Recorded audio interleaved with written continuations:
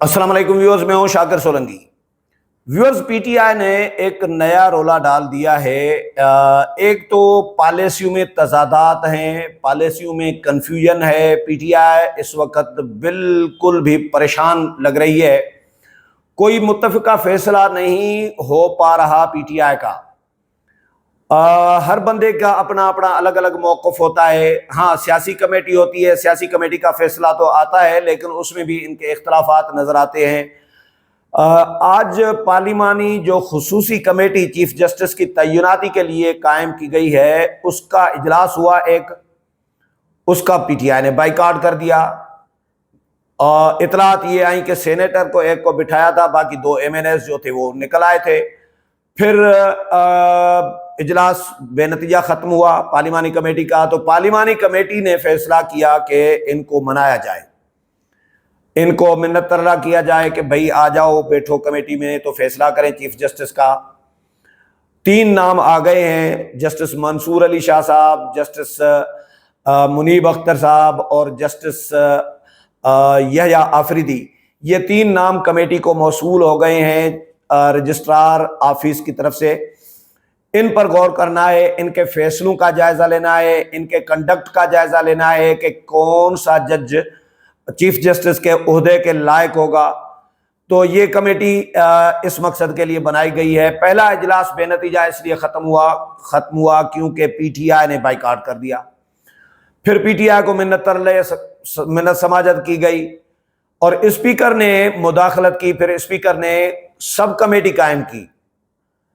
राजा परवेज अशरफ और कामरान मुर्तज़ा और अहसन इकबाल, इन पर चार लोगों पर और एमकेएम की खातून थी राना, इनके 4 मेंबरान पर मुश्तमिल एक सब कमेटी कायम की। और सब कमेटी को कहा गया कि आपका मैंडेट यह है कि आप पीटीआई के साथ मुज़ाकरात करें। पीटीआई के जो मेंबरान हैं, जो खुसूसी कमेटी में उन्होंने नाम दिए थे, और उनको राज़ी करें, कायल करें कि वो आके शामिल हों इस फैसला साजी में, मुशावरती अमल में।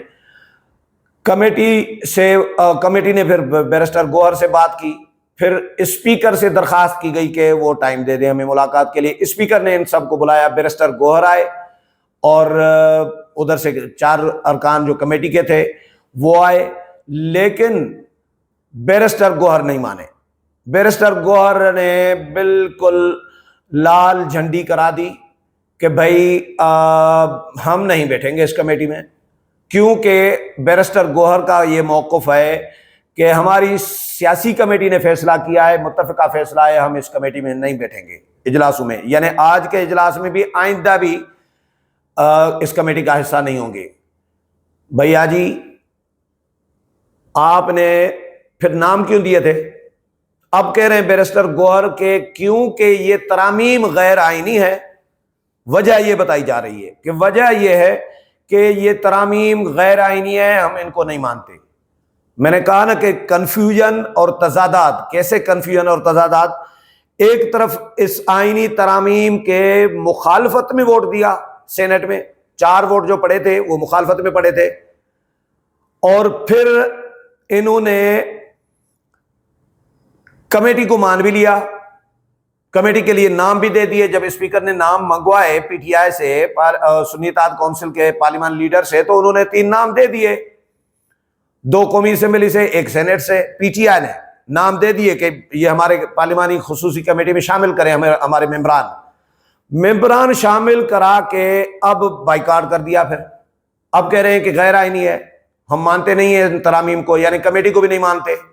जब तरामीम गैर आईनी हुई तो इन तरामीम के तहत जो कमेटी कायम हुई खुसूसी, वो भी गैर आईनी हुई, तो हम इसको नहीं मानते। भाई, जब गैर आईनी करार दे रहे हो तो नाम क्यों दिए थे?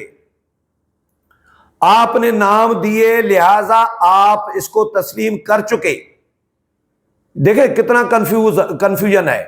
आप वोट मुखालफत में दे रहे हैं आईनी तरामीम की, तो आपको कमेटी में नहीं आना चाहिए था, कमेटी को नहीं मानना चाहिए था। उसूलन तो ये होना चाहिए ना, उसूल तो ये होना चाहिए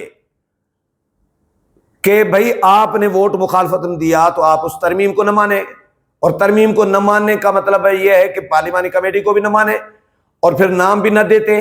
लेकिन नाम भी दे दिए और फिर कमेटी का बाइकाट भी कर दिया और फिर बैठ भी नहीं रहे और गैर आईनी भी करार दे रहे हैं। ये कैसी पॉलिसियां हैं पीटीआई की। मैं आपको मजेदार एक और तजाद इनका बताऊं। कल जो गुज़श्ता कल था, यानी पीर के दिन, चीफ जस्टिस काजी फायज ईसा की सरबराही में एक बेंच ने इंट्रा पार्टी इंतखाबात की नजरसानी दरखास्त की जो समाअत की पीटीआई की, हामिद खान पेश हुए और बैरिस्टर अली जफर। हामिद खान ने कहा कि जी मैं ऐसे शख्स के सामने अपना दलाल नहीं दूंगा, नहीं देना चाहूंगा जो शख्स पीटीआई से मुतल्लिक, हमारे मुतल्लिक इतना तअस्सुब रखता हो। यानी चीफ जस्टिस के लिए कहा, चीफ जस्टिस को कहा कि आप तअस्सुब रखते हैं पीटीआई के बारे में, हमारे बारे में, इसीलिए मैं आपके सामने दलाल नहीं देना चाहूंगा। और फिर उसी समाअत में बैरिस्टर अली जफर केस लड़ रहे हैं और बैरिस्टर अली फिर मजेदार कहानी, फिर बैरिस्टर अली जफर साहब दरखास्त कर रहे हैं चीफ जस्टिस को कि ये केस इंट्रा पार्टी इंतखाबात का जो आईनी बेंच बनेगा उसको रेफर कर दें, उसको भेज दें। यानी आईनी बेंच को तस्लीम कर लिया। इसका मतलब तो यही हुआ कि बैरिस्टर अली जफर ने आईनी बेंच जो अभी कायम ही नहीं हुआ, इस तरमीम के तहत कायम होना है सुप्रीम कोर्ट में, उसको एडवांस में केस भिजवाना चाह रहे थे बैरिस्टर अली जफर साहब पीटीआई। ये कितने कंफ्यूज हैं। इन्होंने जो केसेस हरवाए हैं अपने बल्ले के, इंतखाबी निशान का केस हो या कोई और केस हो, इंट्रा पार्टी इंतखाबात का केस हो, इन्होंने अपनी नाकामियों और नाअहलियों से केस हरवाए। हम देखते रहे हैं, ये सारा लाइव चलता रहा है, तमाम टीवी चैनल्स पर समाअतें लाइव चलती रही है, आप लोगों ने देखा है। ये कुछ साबित नहीं कर पाए, न इंट्रा पार्टी इंतखाबात में, न बल्ले के इंतखाबी निशान में के इलेक्शन कमीशन की बदनीयती किस बुनियाद पर कह रहे हैं, कोई दलील नहीं है। जो डॉक्यूमेंट्स, जो चीज इनसे मांगी जा रही थी, वो कुछ भी इनके पास ऑन रिकॉर्ड नहीं था। तो पीटीआई की ये नाअहली है, इनके वकला की भी नाअहली है। जितने बंदे हैं उतने इनके फैसले हैं और फिर यू टर्न भी लेते हैं। मुझे लग रहा है, ये कहते हैं, बैरिस्टर अली जफर कहते हैं कि हमारा ये हतमी फैसला है सियासी कमेटी का। ये हतमी कह दिया है, हतमी लफ्ज कहा है बैरिस्टर बैरिस्टर गौहर अली खान ने कि सियासी कमेटी का ये हतमी फैसला है कि हम पार्लिमानी खुसूसी कमेटी के इजलासों में नहीं बैठेंगे और ये यू टर्न ले भी सकते हैं। मैं आपको बता रहा हूं, यू टर्न भी ले सकते हैं, क्योंकि इनका फैसला सुबह को एक होता है, दोपहर को दूसरा होता है, शाम को तीसरा होता है। इनका कैफियतों पे फैसले होते हैं, कैफियत बदल गई तो फैसला बदल गया। तो अब देखते हैं कि ये कमेटी में बैठते हैं या नहीं बैठते हैं। लेकिन फिलहाल कमेटी का अभी जिस वक्त मैं ये विलाग कर रहा हूं, इजलास शुरू होने वाला है और ये नहीं भी बैठेंगे तो कमेटी अपना फैसला कर लेगी।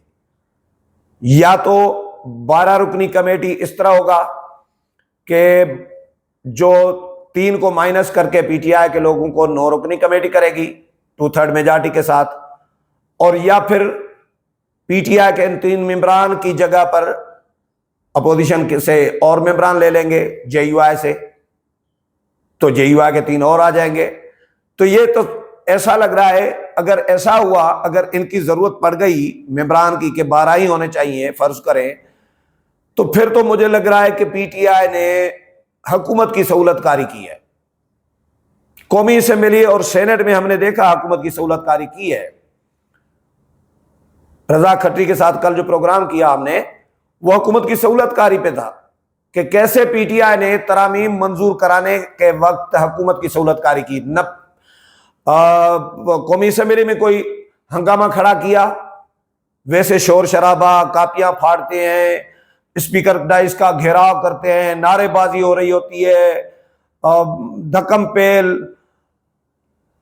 लेकिन ये दोनों इजलास स्मूथली चलवाए पीटीआई ने। अपने पुरसुकून रवैये से। तो मुझे लग रहा है कि अगर ज़रूरत पड़ी 3 मेंबरान की कि 12 ही होने चाहिए, तो फिर JUI से ज़ाहिर है जो अपोजिशन की जमातें हैं उनसे लेंगे।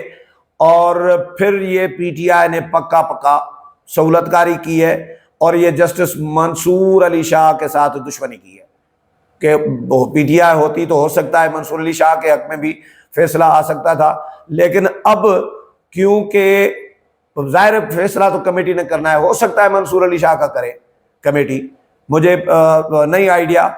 लेकिन सियासी मामलात मंसूर अली शाह के पास भी नहीं होंगे।